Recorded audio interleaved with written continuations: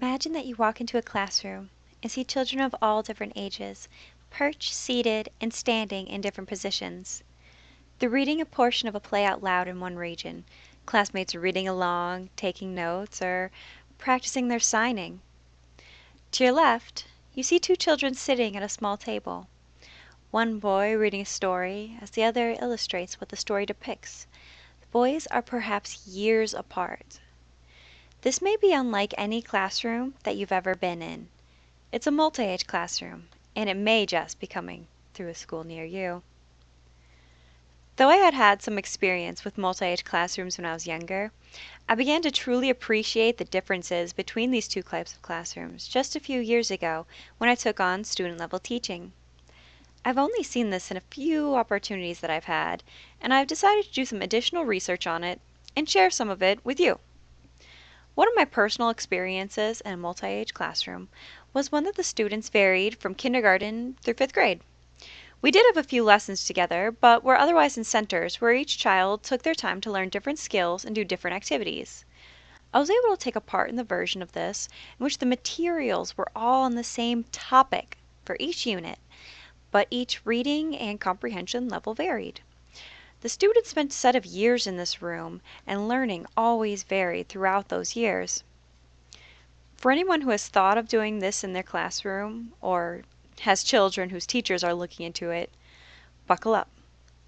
We are going to go over some very interesting ideas and discuss the whys and why nots of mixing up the levels in these classrooms to see if we can really get these students learning and working together. So why would we do this anyway? The first thing we have to think about is how will this affect the students? On one hand, older students are given higher responsibilities and new challenges. Younger students would then have peer tutors and a more dynamic support system.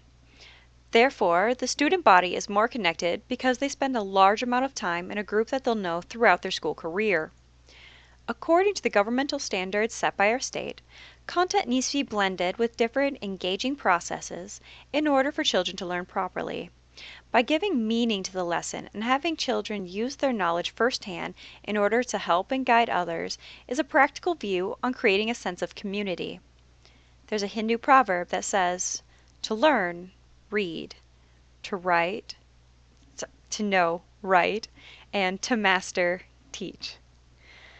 On the other hand, older students may feel left out or unchallenged, while the younger students may end up feeling overwhelmed or discouraged and feel of falling behind.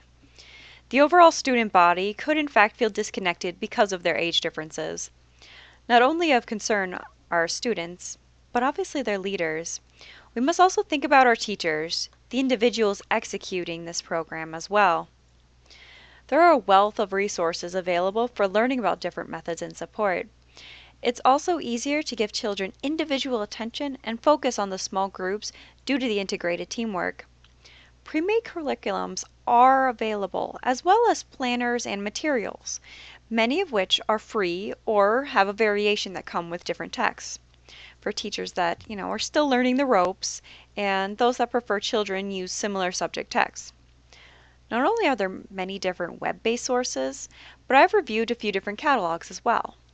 Many of the resources are, in fact, very easy to find, and I think would be easy to utilize. I'll actually link them. So that doesn't seem too difficult, right? Well, as far as pedagogy goes, the system is now non-traditional in most areas and will require a whole new set of skills to be learned. It also puts an even larger load on the teacher's free time, as the efforts involved would overlap. Speaking of, curriculum planning and making changes to said curriculum is much greater. This group is set at many different levels, likely across the board, and it's very similar to using an IEP. Finally, the final decision is not on either of these groups, but falls to the school entity itself. As the final rung up the educational ladder, the school is made up of different chairpeople, a superintendent, and sometimes a community-run board. They're bound to have a few questions, including cost, parental approval, and testing. Cost needn't necessarily be an issue. Many previous materials can still be used. Plans can be made during a time that materials are being purchased, Or this could be a gradual change in which materials are added or altered as needed, much like the typical school scenario. There's also a possibility of having less issues between parents, teachers, and students, as there is only one introductory stage. There will be a comfort level available because no one has to go through the act of meeting and getting to know each other past that first year. All expectations and behaviors are known upfront. One top concern of the school leaders is obviously testing. The good news is that children are actually testing better than some of the single grade classrooms. Unfortunately, we know that not all things are guaranteed. Not all costs can be avoided. When it comes to replacing materials, larger sets of materials and new supplies for these new programs can get costly. The schools would also be the ones in charge of dealing with the issues that could arise due to incompatibility. If a student, or in many cases a parent, does not get along well with the teacher, hostility and lack of behavioral control can persist and even worsen throughout the upcoming years. Finally, though the tests have the tendency to be higher, keeping to some of the state education standards and the troubles with mandated testing, especially, are still available.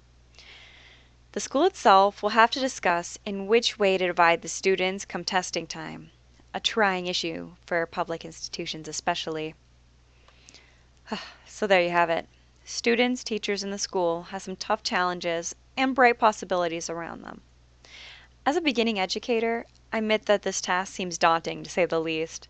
There is a lot of extra attention to the knowledge and care of each individual in the classroom, curriculum planning to be tucked into this non existent free time, and an entire school based community that's happy to apply just a little bit of extra pressure.